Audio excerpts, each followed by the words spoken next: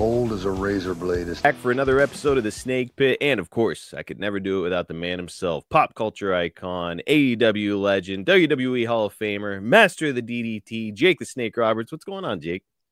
And a bad motherfucker besides. I should have added that. A bad motherfucker and a man who was just featured on Chris Van Vliet's show and got some rave reviews on that. Man, Jake the Snake Roberts all over the place recently, aren't you? Yeah, I am, man. I'm flying around doing my thing, bro. Not to mention WrestleCade. You were just over there in North Kakalaki. How was that experience? That was awesome, brother. It's the biggest crowd they ever had. Biggest ever? Yep. Wow, that's awesome, man. Yeah, it was. I'm sure that there was a big old line for Jake the Snake Roberts and Cheryl there. And Jake, where are you off to next so that people can come out and meet you? Columbus, Ohio. Columbus, Ohio. Is that GalaxyCon? Yep, this weekend. Oh, baby. GalaxyCon. Cheryl's going to be there with you. I happen to know that the Enforcer, Arn Anderson's going to be there. A lot of wrestling people and people from pop culture, personalities from television, everywhere are going to be there. So if you're in the area, get your ass over to Columbus, Ohio and GalaxyCon, right, Jake? Have a good time, bro. That's it. Now, look, as this episode comes out, I will have just competed in and won a battle royal with International Wrestling Cartel. It's the Pittsburgh Classic. So I will be the new high stakes champion. So next time you guys see me, I'll have a title belt on my shoulder for this podcast. That'd be awesome, man. I'm thinking it's going to happen. It's inevitable, Jake. Of course it's going to happen. But after that, the following weekend, December 14th, I'm going to be in Altoona, Pennsylvania with another company, Imagine Wrestling, for their big show, and thrilled to be a part of this show. So if you're in the surrounding area, I suggest that you don't miss it because the card is absolutely loaded. Again, it's Imagine Wrestling in Altoona, PA, December 14th. Jake, I know that the WWF used to run it. I believe it was the Jaffa Mosque in Altoona. Yeah. Any chance you've got any memories of working in little old Altoona, Pennsylvania? It sucked. Why? It was a big fucking weenie in your mouth, man. I hated that place. What is it that is so bad about Altoona? It was small, and no matter if it was filled up, you weren't going to make any money. Because the venue is so small. Right. So they could be hanging from the rafters, and your payoff from it is still just shit. Oh, shit.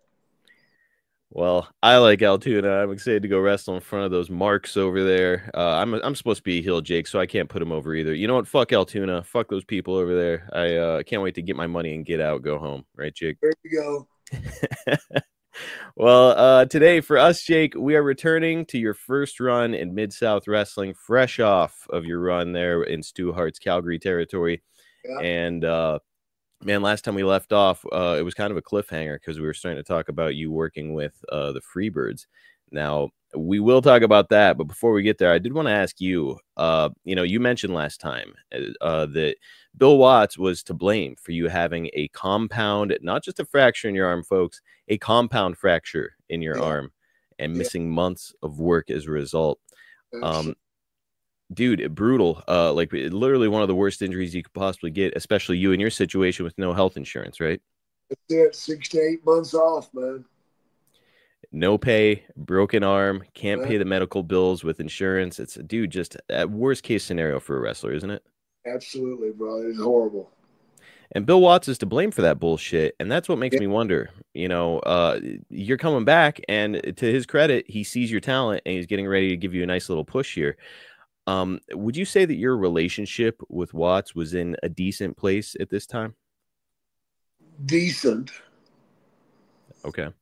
At best. Is that like pass each other, get his creative input, and then never talk to each other aside from that? That was it. Now, aside from him trying to intimidate you into coming back way too early with, because your arm had just initially had like a hairline fracture in it, right? So he's trying to get you to come back way too early. Aside from that, can you think of any other instances of bullying that you witnessed from Watts early on in Mid-South? I've heard he could be brutal with Ernie Ladd. Oh, he was real brutal with Ernie. And bad Leroy Brown was there for a while, Yeah. And we were in Jackson, Mississippi, and Leroy hit the ropes. And when he did, the top rope broke. And he went over, he hit the floor on his head. God. He had like 18 stitches.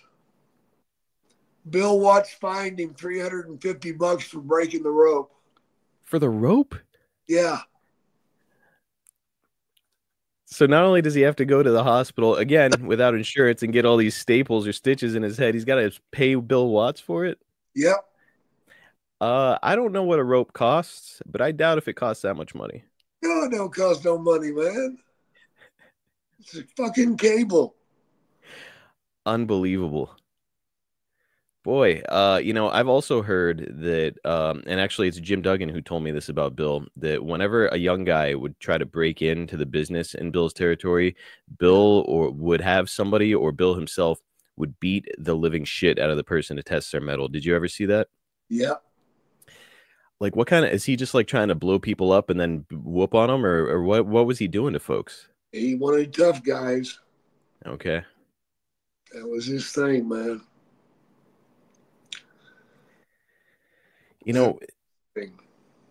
Wrestling, it's a tough business, and it takes a tough human being to be part of it. But with that in mind, like, Jake, in your opinion, is roughing a young guy up during early training an important step to see if somebody's cut out for wrestling or not? I don't think so. No? I don't think so. I think you need to test them. I think you need to push the shit out of them, and make them work and work hard. Mm-hmm.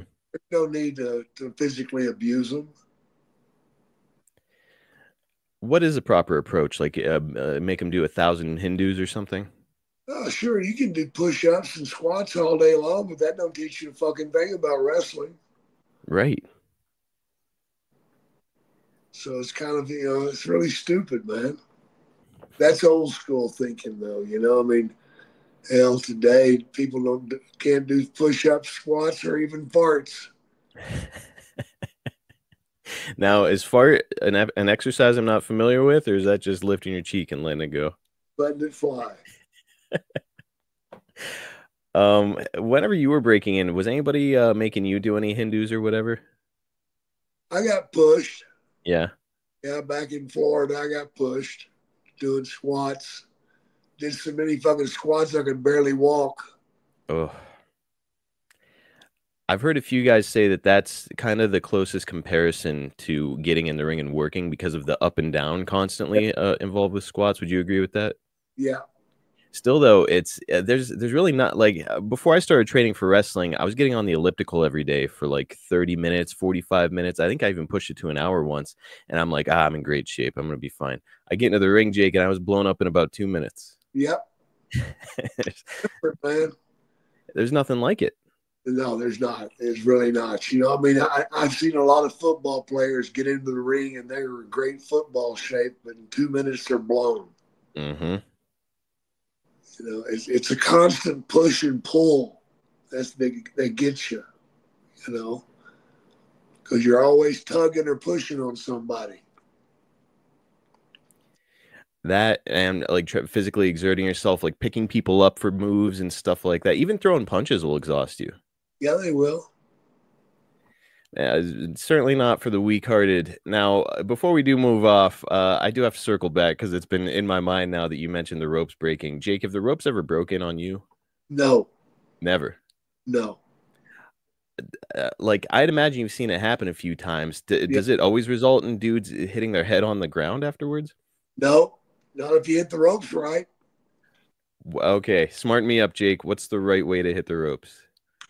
That right arm's got to hook that rope. Okay. That's what saves your ass.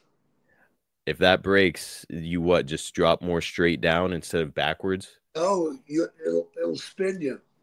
Oh, okay. You hit feet first. Gotcha. The rope will not break in two places at the same time. I understand. So if you've got your arm hooked and you go out of the ring, you ain't going to go very far before that rope runs out, and that's when it pulls you and turns you. You land on your feet. How about that? I would have never even thought about that being like they've told me to hit the ropes that way, and that's the way that I do it. But I would have never thought that that's something that actually saves you if they break. It's true. Yeah, save your ass, man. How about that? All right, well, we can move on and talk about the Freebirds here a little bit. We've talked about them a few times here on the show. Man, no denying the kind of success that those guys enjoyed as a group. And I've heard a lot of people say, and maybe you can give your 2 cents on this. Michael Hayes, maybe not very good in the ring, but damn sure knew how to get heat. Would you agree with that? Absolutely. When it came to Michael and his ability to get under a crowd's skin, for you, Jake, one of the greatest promo, in my opinion, of all time, what was special about Michael's ability to piss people off? Well, Michael could talk and he was good looking. Mm. He had that long blonde hair, man, and people just hated him. They just fucking hated him.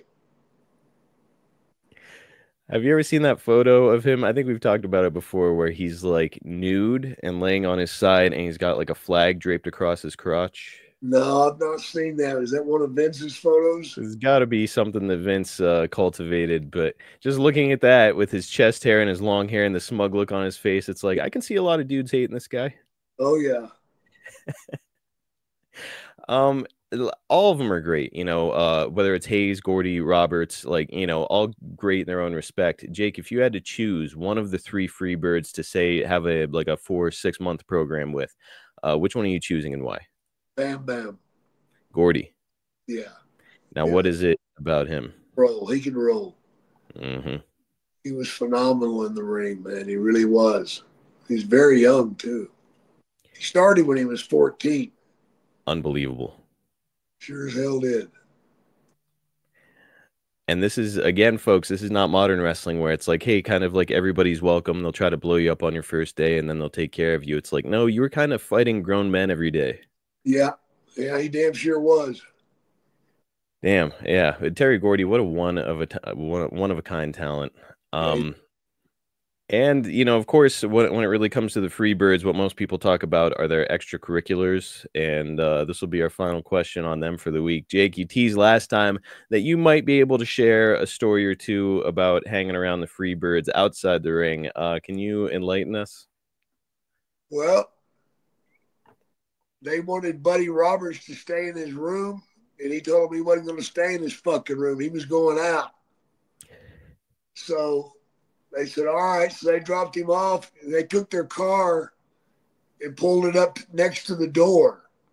So you couldn't open the fucking door to his room. And left him in there. They came by and got him like 2 o'clock in the afternoon the next day.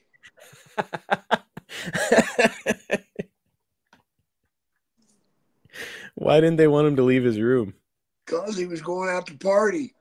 Oh, they were trying to get him to keep his shit together. Yeah, they was trying to keep him, not going out by himself, That is too fun. What a great strategy to do that. Oh, yeah. Now, did you end up going out that night with them, or were you in the car? Did you just witness all? Away from them. They seem like a group of guys that might be really fun to party with, but also it could be really bad to party with those guys. Bad, man.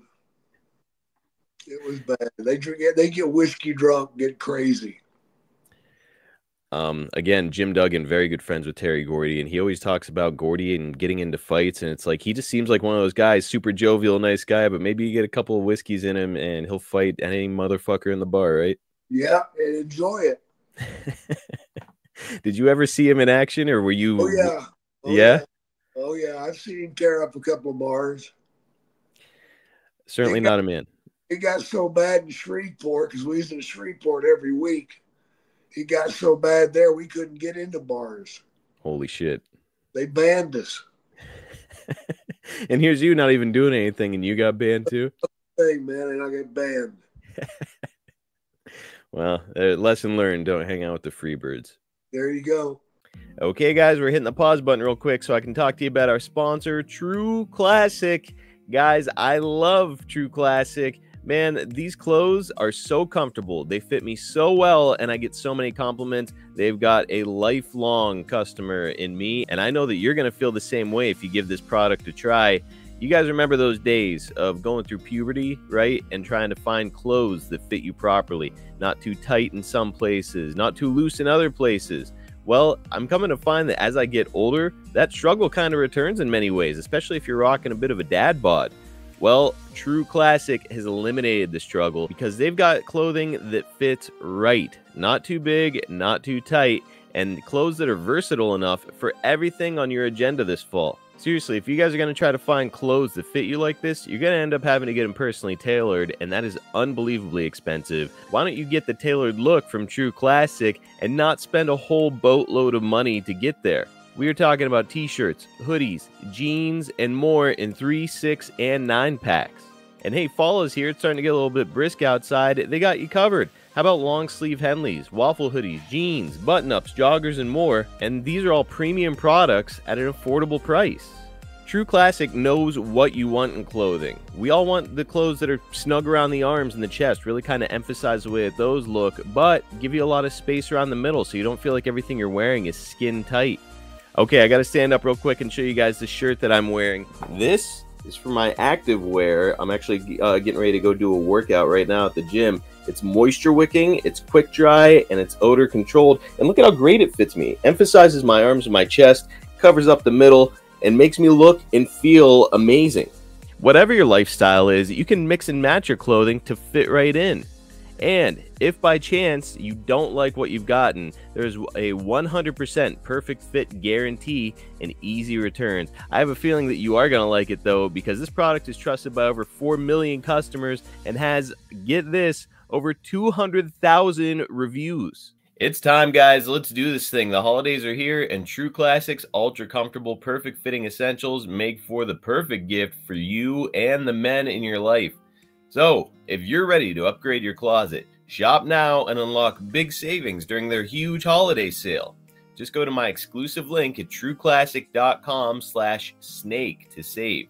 That's trueclassic.com/snake, SNAKE. Please support our show and tell them that we sent you and use that exclusive link. End the year with holiday cheer thanks to True Classic. Well, moving on from them, Jake, you were up against Frank Dusek several times over the following weeks. And I'll admit, man, I hate it. I know the guy's name, but I'm completely unfamiliar with his work. Can you smart me up on Frank Dusek? Frank was pretty good, man. He wasn't a top talent by no means, but he was a good second match guy. Okay. You know, and come from a family of wrestlers from Omaha, the Duseks. There used to be like 3 or 4 of them out there. Ernie, Frank. I can't remember the others, but yeah, he was all right. Nice guy.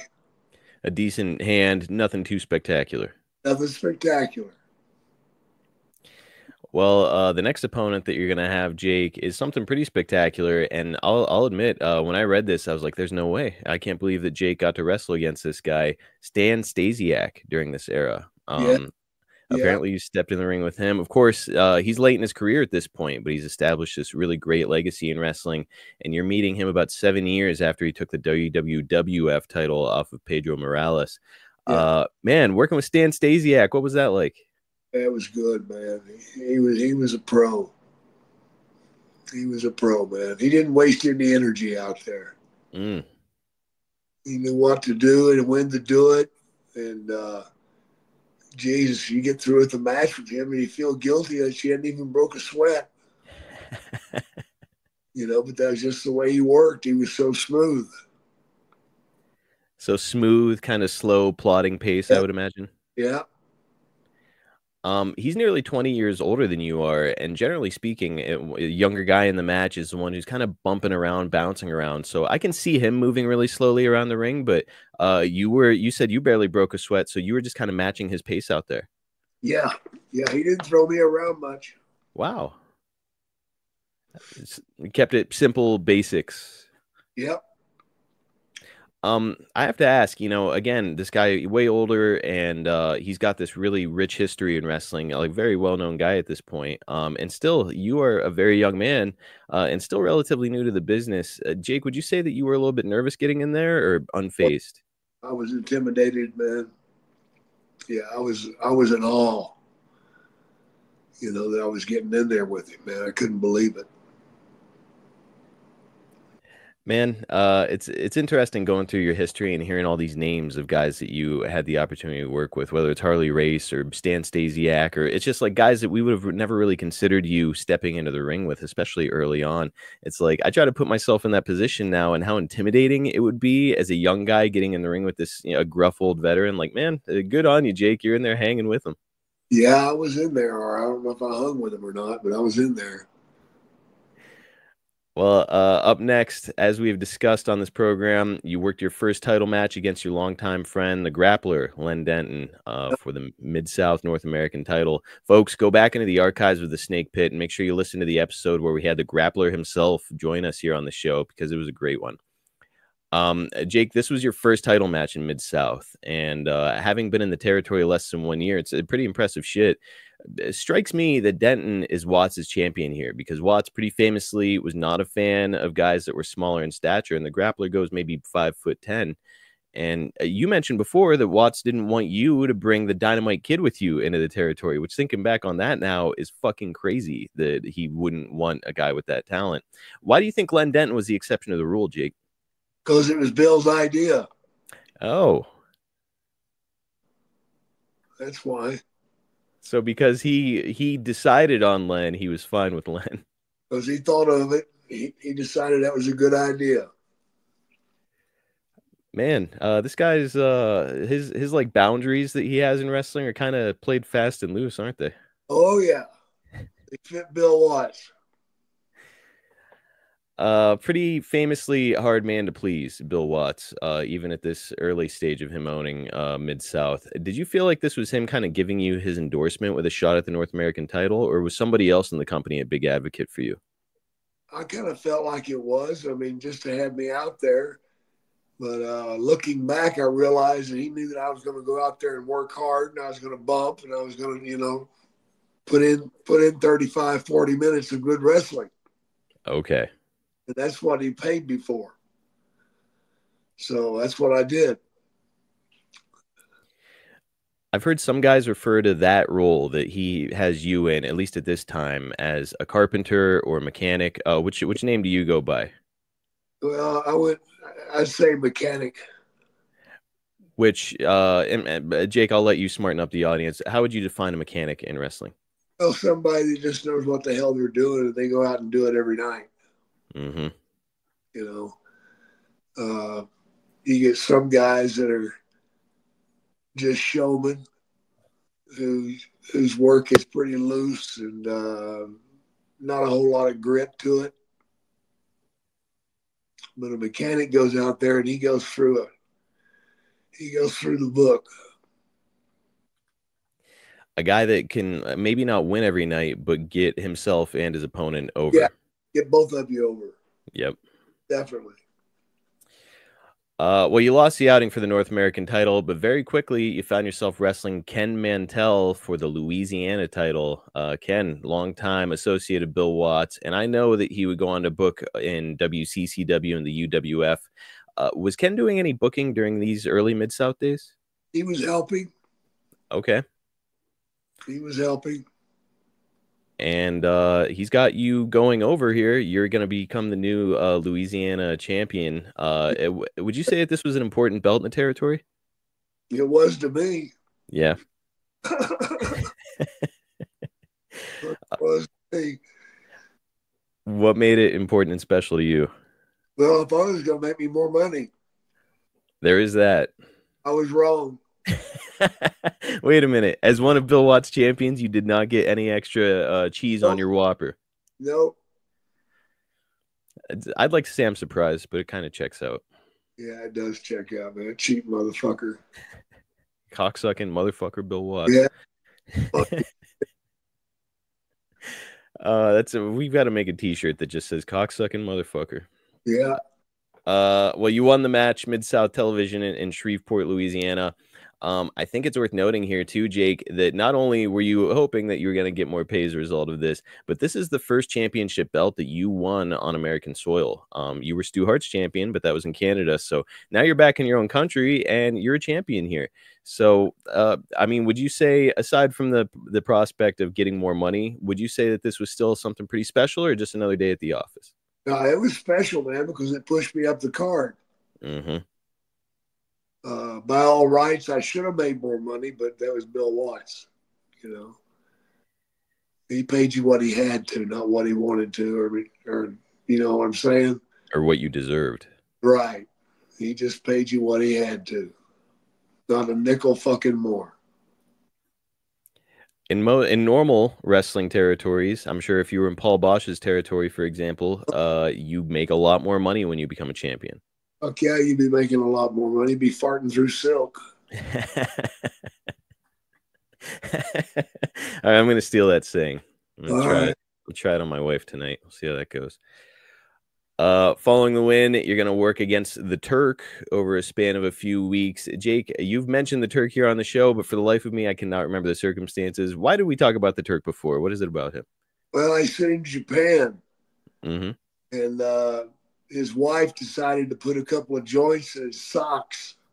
Oh. Well, he missed his flight in Los Angeles, and his luggage made the flight.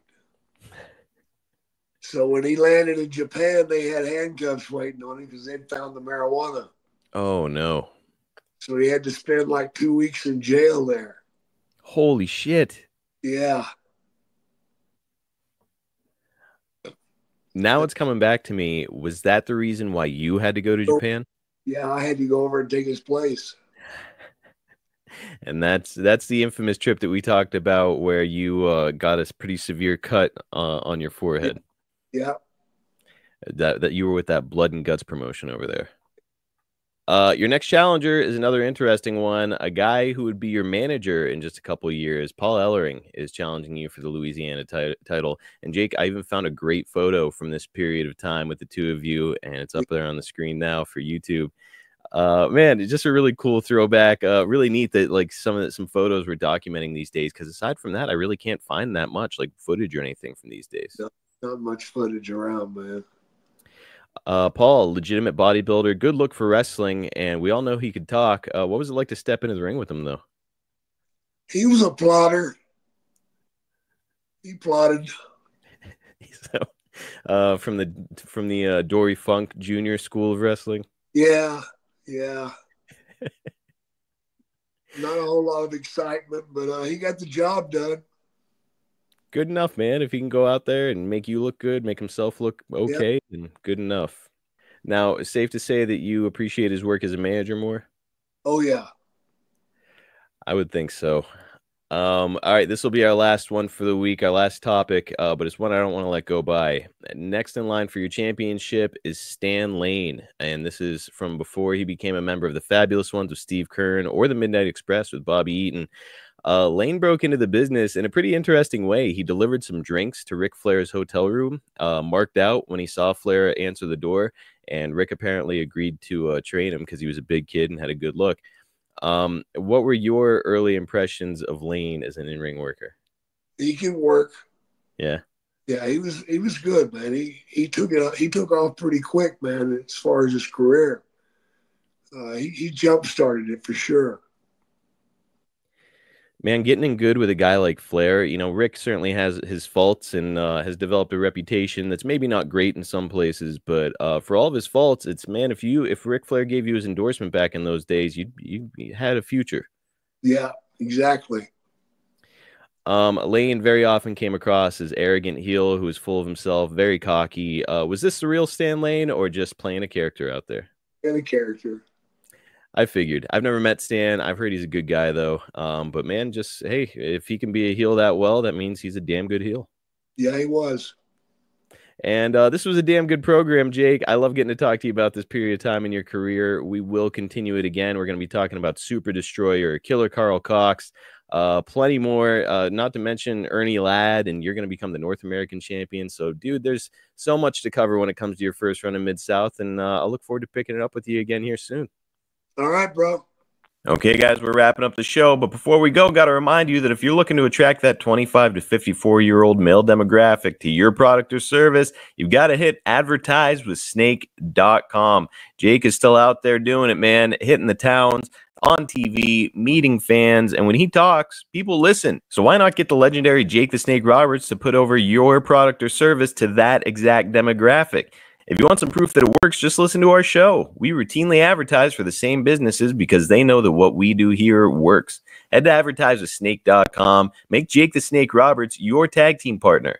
Cameo.com/Jake Snake is the place if you want a personal message from Jake Roberts, if you want a birthday wish, or if you want Jake, the greatest promo in the history of wrestling, to cut a promo just for you. It all happens over at Cameo.com, and here's a recent review from Anonymous. This was the best decision of my life. Perfection. Thanks, Jake. I mean, short and sweet, but not a whole lot more needs to be said.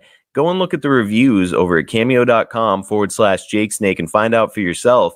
All of the reviews are great. Jake puts a ton of effort into these. He knows what fans want, and he always delivers. Again, it's Cameo.com/Jake Snake. Order yours today.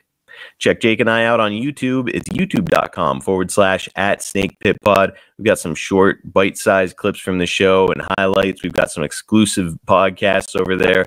You know, we've got that exclusive episode with Baby Doll, which gave more context on Jake's time in WCCW. And believe me, the gears are turning on other ways that we can get more context and more story behind the story, so to speak, on Jake and what he was doing and some of the stories that we've discussed here. So the only place to get all that is over at youtube.com/@SnakePitPod. Does Jake and I a big favor. Get over there and get subscribed. Hit the notifications bell so you don't miss any awesome new videos that we're putting out, and enjoy all the wonderful content that Jake and I have up there. If you've enjoyed the Snake Pit, please do us a big favor. Like, subscribe, leave us a 5-star review on all platforms. Does Jake and I a massive favor and only takes you a couple minutes. So seriously, if you can do it, please just take a couple seconds, help Jake and I out, give us that 5-star review, and let's keep chugging here on the Snake Pit. Catch Jake on X at Jake Snake DDT, on Instagram at Jake the Snake DDT, and on Facebook at Real Jake the Snake. You can follow me and drop your questions at Marcus P. D'Angelo on X. And that is going to do it, guys. Thank you for tuning in to another episode of the Snake Pit.